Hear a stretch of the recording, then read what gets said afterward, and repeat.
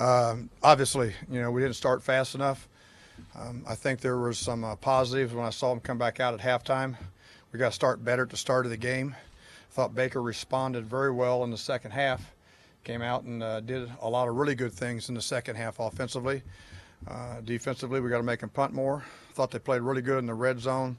We had the one touchdown down there that I'm sure I'll turn that play in, but we'll see how that comes back to us. But, we made them kick field goals and knew that that was a big part of what they do down there. We needed to have the red zone battles going on. We didn't get down there enough. The times that they got down there, we were able to make them kick field goals, but the four turnovers hurt us, and we didn't get some takeaways. We had the balls on the ground, but we got to come up with some of those balls, and we got to come up with some things in field position things to help us. But they didn't flinch. They came out the second half with a tempo, with an urgency. We just got to get better than that. Questions? Greg, you've been in this league trying to stop quarterbacks for years. Who does Deshaun remind you of? There's a lot of different similarities, and when I think that when we were able to play against Cam Newton when he first in there, Cam's got a bigger body than him, but his strength in the pocket, there's very much similarities to him and Cam in the pocket that way. His not allowing you to get him down. We had our hands on him a ton in the pocket. We collapsed the pocket very well today. I don't know what the sack totals turned out to be. Obviously, it's not enough, but we needed to take the ball away in the pocket because when he's struggling and he's pushing hard to break those tackles, the ball security is there. And we had an opportunity to take the ball away a couple times in the pocket, and we got to be better than that. Anything you put your finger on Mayfield's first half? No, until we go back and take a look at it. I do think, from a defensive perspective, taking a look at it, I thought Romeo did a good job of disguising a couple of things, where they were showing, different looks and all of a sudden running back out underneath some throws where we were used to hitting on time, but guys undercut those routes, and we've got to do a better job of seeing that prior to the snap. You said you're going to submit one touchdown? Yeah, well, I've set the record on submitting plays many years ago on how many plays. Yeah, but the big one there on their touchdown there is that, we had some things on that particular play. We're man-to-man, and we got to do a better job in that man-to-man. But we'll see when I submit that play. I don't know if it's press. The one thing is that he's fearless. I don't ever recognize that as press. I don't ever never recognize it as stress. And you can see that, and I'm used to taking a look at that on people in the face, people in the eyes, and never once did he back down at all. And at halftime, he was outstanding too. So it's a learning process. Don't like it.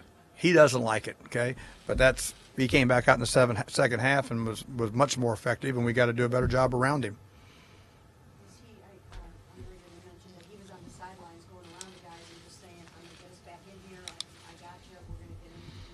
He never once on the sideline did he back off, and that's what good leaders do. Okay, and Schobert was the same way. Miles was the same way. Orson was the same way.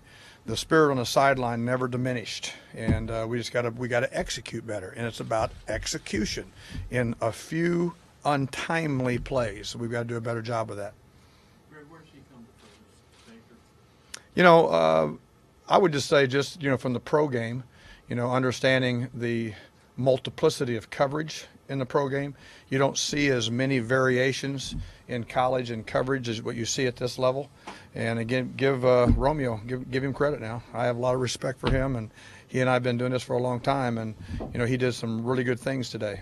Learning experience today out there for Antonio Callaway, just to see if he's involved in just a lot of things. He did really good, and he'll learn from that ball security play too. But he's explosive, and I can't coach that.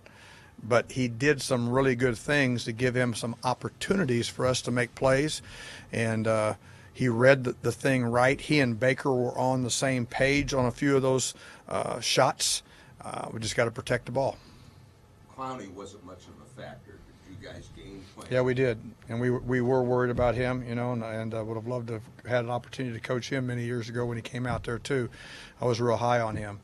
But we were making sure that we understood from a protection standpoint, where he was, where Watt was. And I thought our guys did a good job with that. Not only the protection people, but Baker did too.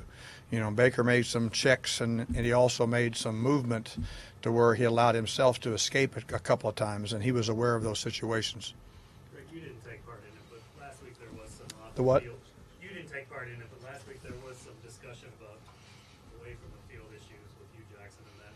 Was today at all a humility thing? No, I mean, no, I would not say that, and those are things that, we all just keep on going. This was, give the credit to the Texans. They did a really good job. Really, they're a good football team. They're well coached.